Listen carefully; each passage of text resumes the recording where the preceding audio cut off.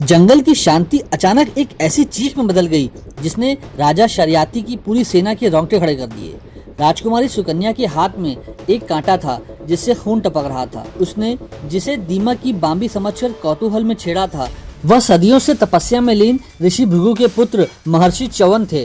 पौराणिक और ऐतिहासिक संदर्भों के अनुसार जब उनकी माता पुलोमा गर्भवती थी, तब एक असुर के हमले के कारण वे गर्भ से च्युत यानी समय से पहले गिर गए, जिससे उनका नाम च्यवन पड़ा।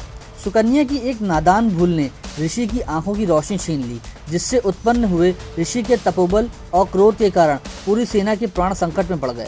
स्थिति को संभालने के लिए राजा ने अपनी पुत्री का विवाह वृद्ध ऋषि से कर दिया। सुकन्या ने महल के रेशमी वस्त्र त्याग कर उसी वन की कुटिया को अपना लिया और ऋषि की सेवा के साथ साथ प्राचीन मंत्रों और आयुर्वेद के गूढ़ ज्ञान को सीखना शुरू कर दिया, जो लुप्त होने की कगार पर थे। हरियाणा और राजस्थान के बॉर्डर पर स्थित ढोसी पर्वत ऋषि च्यवन की पवित्र तपस्थली है, जहां आज भी इस पवित्र इतिहास के साक्ष्य मिलते हैं। एक शाम जब स्वर्ग के वैद्य अश्विनी कुमार धरती पर उतरे, तो उन्होंने सुकन्या की निष्ठा की परीक्षा लेने के लिए उसे अमरता का लालच दिया और ऋषि को अक्षम्य कह डाला।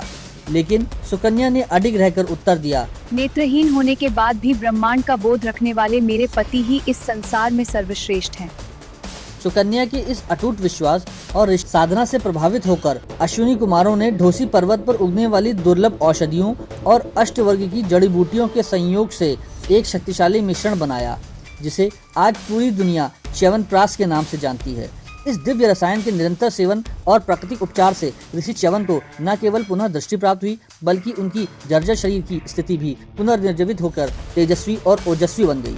इस प्रकार सुकन्या की एक भूल ने न केवल एक अमर निष्ठा की विशाल पेश की, बल्कि आयुर्वेद की उस महान विज्ञान को जन्म दिया जो हजारों वर्षों से मानवता को नवजीवन प्रदान करता है। राधे राधे।